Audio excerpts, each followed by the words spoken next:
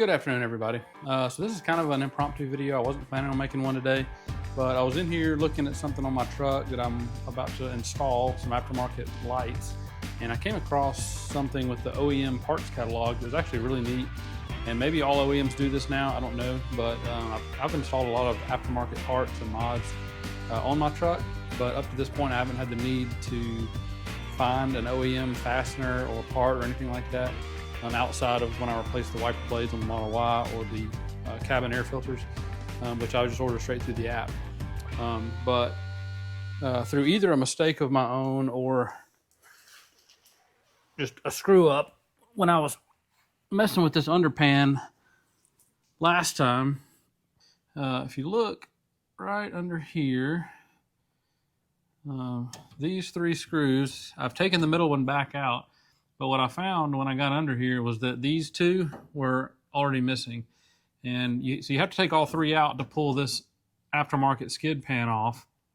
And then you have to loosen the ones up here, and I've re-loosened them. But it appears that either last time when I went to put these back on temporarily because I'm not finished in here, I either didn't put them in all together and lost them, or I didn't tighten them very much and they backed out. So fortunately the middle one was still hanging on. This doesn't actually hold anything completely on because it does have other fasteners here, and this underpan's got like 20 something screws holding it on. But anyway, these three just hold this piece to this piece. And anyway, so then I was in a situation where I needed to get two more screws because I looked around and I can't find the others. If I didn't put them back in, I don't know where I put them, so that's my fault. But anyway, so I started looking online and just, I just Googled the part as best I could describe it. And then I went to Grok and I asked Grok, the best way to find this particular part, and I described where it was. And Grok was able to find the part number for me. And I was really going about it the long way, and I didn't even know it at the time. But what I found, and I'm gonna set this down, I guess just over here where you can, I guess, kind of see me laying here. I'm gonna pull up on my phone and kind of go through with you what I discovered on here. This is kind of neat. So I'm going to screen share. Go to parts.tesla.com. And what it's going to have you do is put in your VIN number. And I can get that straight out of the Tesla app.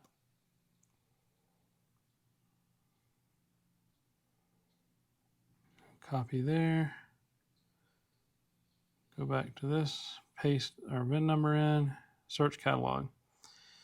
So as soon as you do that, it pulls up the Cybertruck. On the home page, Cybertruck's got my VIN number, and it lists all categories. So you've got anything from body to exterior fittings, interior trim, battery system, electrical, thermal management, infotainment system, chassis, suspension, steering, brakes. I mean, it's got everything. The entire parts catalog is right here in a nice, neat, organized way, compartmentalized by different areas. So for this part underneath here, we are going to be looking at exterior fittings. I'm going to tap that. And then under the second category right here is under tray and diffuser. So I know that that's what this part is. So I'll tap that. And then you can see on this top part of this window that you can zoom in to each individual part. You can scroll around and see all your different little swing arm covers, that's your rear bumper, this skid pan, and this. So this is the part that I'm looking at right here. You got the pieces that connect your under skid pan to your bumper. That's the three pieces that we're looking at. So you find your exact spot for what you need. And I know that these number 9s, those three screws going across there, are the same three that go in those three holes right there. So then you just basically scroll down and it's numbered. As you can see, scroll down to number 9. You can see bolt HHL M6 by 20, 50 cents. So I'm going to say add to cart. And successfully added to cart.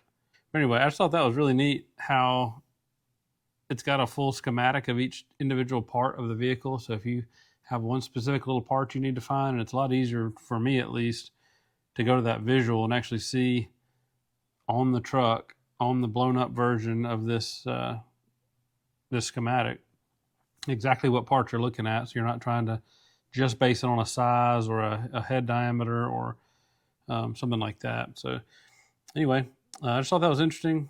Keep this short today. I'm going to go ahead and check out and order these. Confirm payment. And order's placed. So it's that simple. So I just thought that was pretty neat. Just thought I'd show somebody else if you're not aware of that and might need a part at some point. And one thing while I'm still under here is I've never actually measured the ground clearance under here before with it on extract. So while I'm under here, set this thing up so you can see.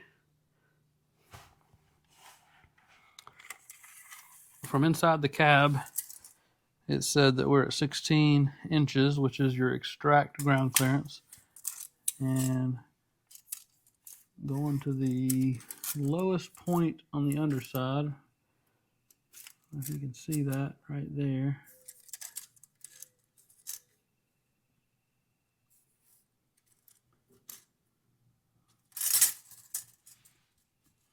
Bring this a little bit closer. The sun's behind it. But going to the lowest point, it's right at 16 inches, maybe even 16 and a quarter. And this is like a little hump that hangs down right here. So that's the lowest area until you get over to this area where the actual A-arm comes down, where the the wheel connects. But anyway, it's kind of neat seeing that. You've got no no differential to be hanging down here in the way or anything like that. So once you raise it up, or even when it's not raised up, whatever setting it's on, you've got whatever that measurement is of full flat ground clearance, which is kind of cool. So anyway, hope that was informative to you, and we'll see you in the next one. Later.